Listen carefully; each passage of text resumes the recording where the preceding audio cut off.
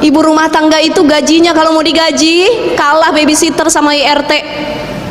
Nggak terbatas, saking capeknya ngurusin rumah, baru beresin mainan anak udah diamburin lagi sama anak. Betul ya? Baru ngepel udah dikotorin lagi, baru beresin tempat tidur udah loncat-loncatan berantakan lagi. Ya Allah, nggak ada limitnya kerjaan ibu rumah tangga. Lagi capek ngurus rumah tangga, datang suami, mama capek ya hari ini ngurus rumah. Iya pak, ya udah mama me time dulu ke salon nih, 5 juta buat mama ya. Pernah atau enggak? Pernah atau tidak? Sama, saya nggak pernah juga. Ya, tapi paling tidak ini harus jadi apa ya disebutnya ya, peringatan buat para suami. Kalau nafkah itu bukan cuma tempat tinggal sama makan aja, tapi kebutuhan skincare, buat self care, merawat diri. Karena kalau istri cantik yang bangga siapa bu? Suami. Dibawa kondangan istrinya bening, yang bangga siapa? Suami. Diajak ketemu temennya istrinya cantik, yang bangga siapa? Suami. Padahal yang ngasih skincare suami atau bukan? Bukan. Tapi yang dipuji siapa? Suami. Ih dia mah abis nikah sama si A makin cantik katanya. Ini pasti kenceng nih katanya nafkahnya. Dia nggak tahu kita nyari duit sendiri. Ya. Kalau suami kita sudah ranahnya KDRT, itu boleh dilaporkan dan boleh untuk meminta cerai. Ya. Tapi kalau suami kita masih bisa diperbaiki akhlaknya, masih bisa dinasehati, masih bisa dirubah dan diikhtiarkan, sebaik mungkin kita tetap berlaku baik kepada pasangan kita. Tapi kalau sudah sifatnya itu mengalahkan sifat setan, bolehlah itu dipertimbangkan untuk kemaslahatan rumah tangga. Ya, jadi yang tahu dan menjalani rumah tangga kita sendiri. Kita sendiri, maslahat atau tidak, lihat kita yang jalanin, gitu ya. Tapi jangan pernah manggil suami dajjal atau setan atau iblis gitu ya. Dasar lu iblis lah, dasar lu setan, jin dan lain sebagainya. Hati-hati, itu malah makin bikin sakit hati orang ya bu ya.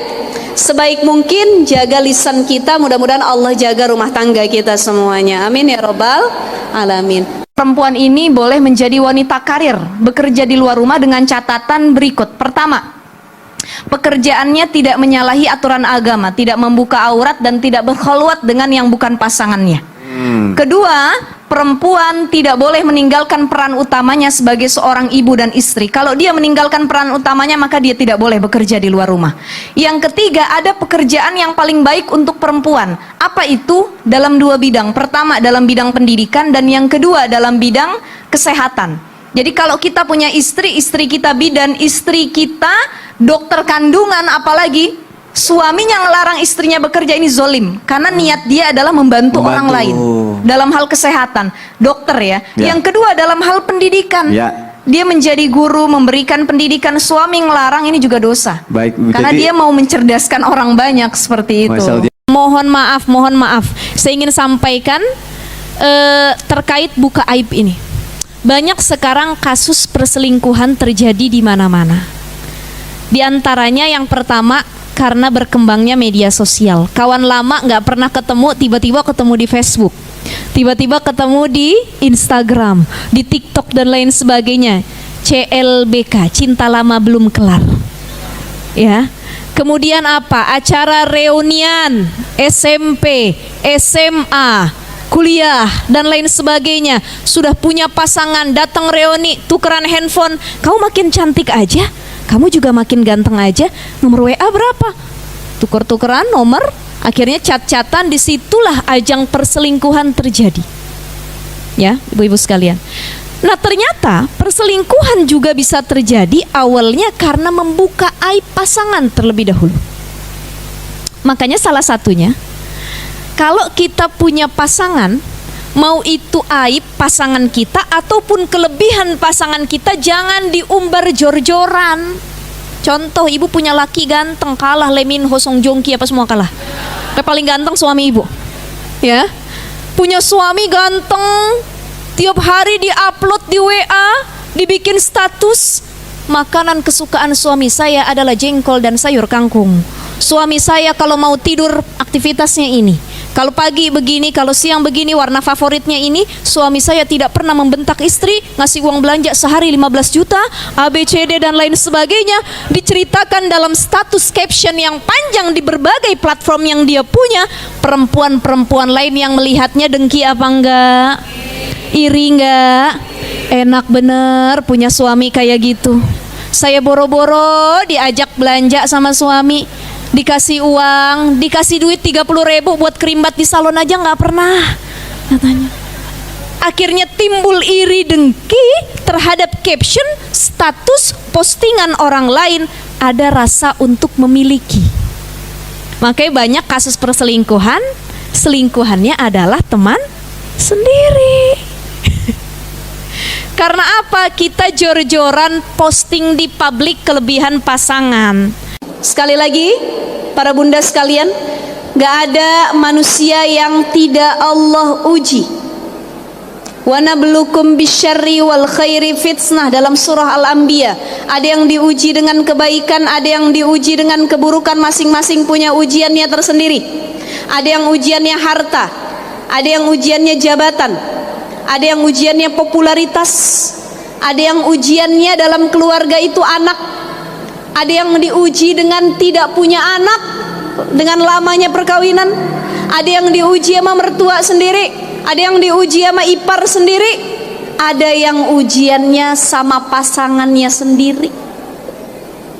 Jadi kalau suami kita mungkin saat ini belum baik atau belum memberikan feedback yang baik, husnuzon saja, bisa jadi itu ladang kita untuk melakukan kebaikan. Bisa jadi itu ujian yang menaikkan derajat kita di sisi Allah. Nah, ini berarti yang harus kita pahami, Allah paling tahu kapan waktu yang terbaik. Jangan putus asa.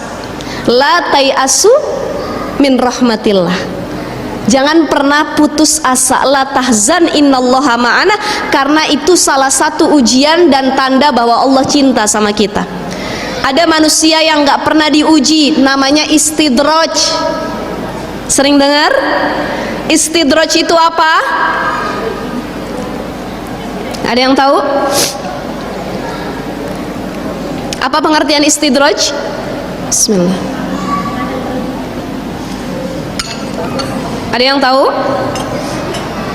Istidraj itu hidupnya selalu enak, padahal itu tanda gini. Istidraj itu adalah hidup yang selalu enak dan menjauhkan dia dari Allah Subhanahu wa taala. Artinya rahmat Allah cabut dari hidupnya. Berapa banyak orang yang gak pernah sholat, sedekah pelit, tapi kaya aja tuh terus, gak pernah miskin, betul gak? Ada gak di kampung kita yang modelnya begitu? Kok gak miskin-miskin nih orang, padahal pelit, sholat gak pernah, zakat gak pernah, tapi usahanya kok makin besar.